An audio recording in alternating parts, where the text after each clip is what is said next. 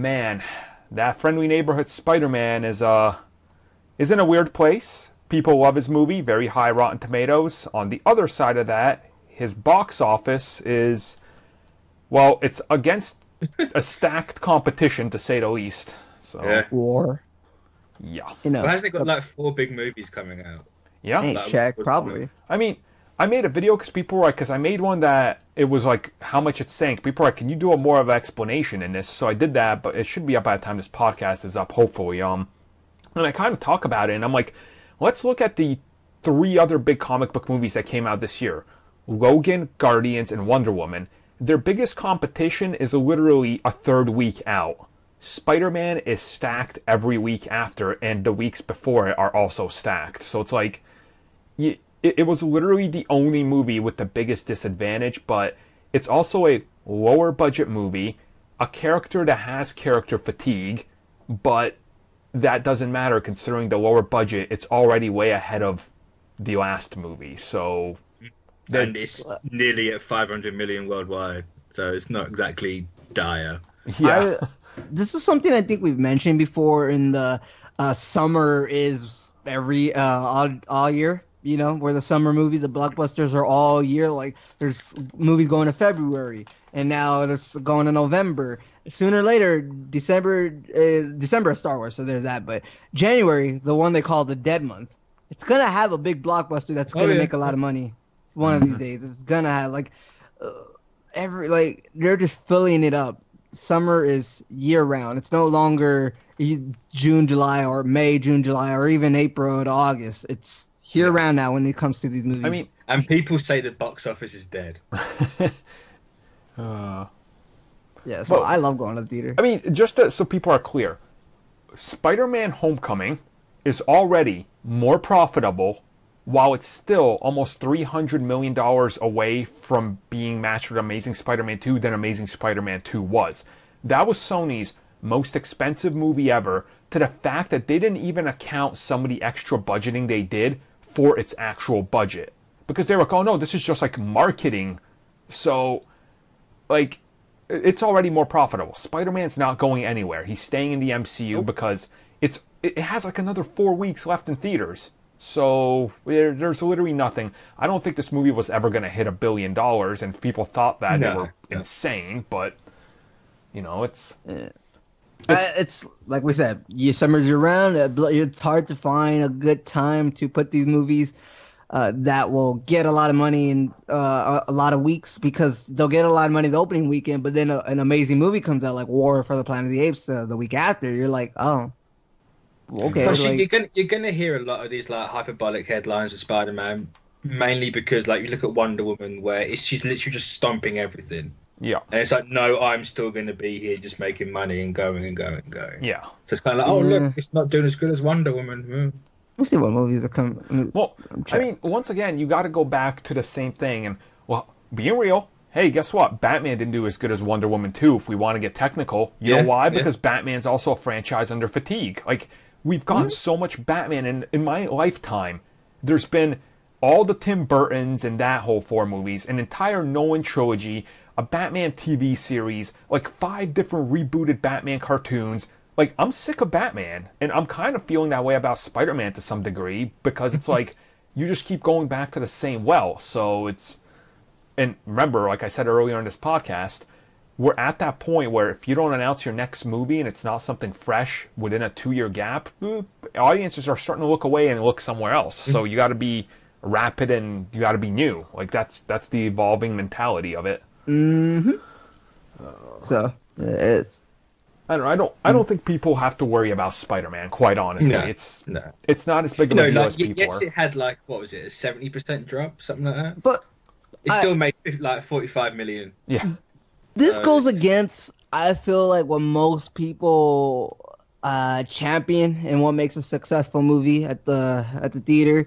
People say, oh, it should be beloved, similar to the Marvel movies, right? But then I see some people saying, oh, well, even though the DC movies are not as beloved, they make probably more money than like Marvel did when it started out. So it's like, wait, if that's like, you know, successful and this isn't, and then this comes out and it doesn't have that much money, but it's still beloved. Like, what actually makes a successful movie? Does it have to be beloved, or does it have to make the most money? Like, well, what you're asking? Are you asking about financial success, or you're asking about critical success? They're two very different things, and people don't seem to kind of grasp that they're two different things. Like, success isn't just one thing. Yeah, I agree. mean, remember, Amazing Spider-Man 2 made good money. The franchise would have kept going. It was the critical response that kicked the movie out of the franchise. I mean, the 60 million profit they only got from that, I think that helped as well. Yeah, so it's like, there's different levels of success you're looking at when you're talking about it, and it's quite clear that this Spider-Man is looking at a completely different level and marketability and things like that. And when you're looking at it, I love how in all of these box office reports, and I find this incredibly fucking, just hypocritical. They're all talking about Planet of the Apes once beat Spider-Man. How come you're not mentioning in the headline that this is the worst opening Planet of the Apes movie and it's the third one? Like, it opened 20 million less, and it's expected to take a huge drop and already be dead in its second week. No, especially when the Transformers movie, where is that movie now? That was the weakest of the franchise, and that was the last on headlines. That feels like it was the weakest because it only got mentioned for a weekend or less. It was the weakest. It got the lowest of the franchise, or one of the lowest of the franchise. Okay. Mm-hmm. It did awful, and it's gone. It's how it is these days. Like I keep saying, people are getting bored of it now. You got to have a different approach to movies, and Planet of the Apes, it didn't do good, and I feel bad because I haven't seen it, because literally those last two are two of my favorite movies in the last decade. I love those damn movies, but it's such a stacked summer that I saw Spider-Man 3 times. I'm like, dude, I've spent so much money, I can't go see this other movie I want to see, because it's like, well, I'm fucking out of money, it's a ridiculous year, and I think as we look into the future, things are going to start changing, and I'll go on record right now and say I think they're going to move Spider-Man from 2019 to later on in the year or earlier in the year, but I don't think it remains in that July date, because I think they're going to want to get away from that July 4th Spidey celebration. Yes, that worked back in the day when Spidey was all America, Twin Towers, and all that. We're past that shit now. What if they have Captain America in there? Well, then they're doing it. You have to be on July 4th. Yeah. I really just want a movie, whichever one of these superhero movies, to go back and do the thing with Spider-Man 1 did, which will always be my favorite. You mess with one of us, you mess with all of us. That's still one of the best scenes in a movie, in my opinion. Because it's so powerful. Armin always brings it back. I love it. I love that what scene. happened with the imagery of the towers and all that, and how New Yorkers stood together. And it's still I love that scene. I will always go back to it. Moved on from that point. You need to that was being relevant to the time. It would need to be relevant to the times we're in now. You're right that it's cheesy. I don't know if that fits in with this day. It's kind of like, oh, for God's sake. So the president's hotel gets destroyed and Spider-Man swings by going, hell yeah! Perfect. But where this, today's day and age, it'd be like, oh God, America. Well, I mean, they kind of almost did that with the black dude in Homecoming, because he's like, yeah, Spider-Man, and then he fails his, yeah, Iron Man. Oh, yeah. Oh, do you remember the guy at Homecoming that people really love? Like, you're Spider-Man, right? Hey, do a flip. I love that. That was hilarious, dude. That's I love that movie, because you didn't see that a lot. Like, the thing I loved about 2002 was, remember when he walked that kid home after he was getting bullied? Yeah. Yep. That was perfect. That's what I wanted to see more of, and you got that more of in Homecoming and stuff. Homecoming made New York a character again. Yeah. Yep. For sure. Tasm didn't have that character, just nameless city. Yeah, I mean, it doesn't help that I think he was on the other side of the city, and then he got there in less than a minute, to the downtown.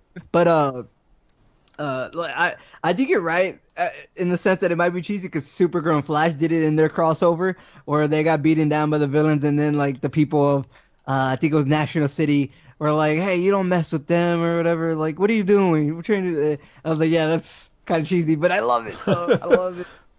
It's all about the cheesiness for Joe. So it's such a good concept, though. I think you can maybe make it uncheesy, but it might have that initially. It's cheesy. I think you'd need to do it more to appeal to a more global. Because the box office isn't just American anymore. I think you need to kind of. You could do it, but it does have to be. America sort of thing. I guess you're right. But Yeah. yeah. I mean, if I don't think they're making another Captain America, but you said if they would, probably 4th of July, right? I bet they will. Yeah, it seems like it'd be fitting. Like, I mean, Captain America is the only one who had all like 3 great movies in the MCU at least. Yeah. You know?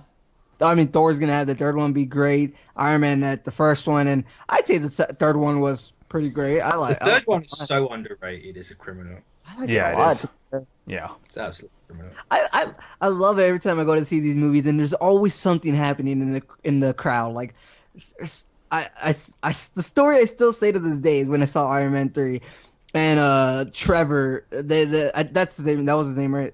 Yeah. Yeah. Yeah. So he was found out or whatever. Now he's just chilling on the couch watching soccer, and he starts yelling "goal!" And then somebody in the audience, like I think he was behind me or right in front. I can't remember where, but I just remember somebody in the audience like, "Oh yeah, yeah, get it, bro!" Like like but in Spanish too.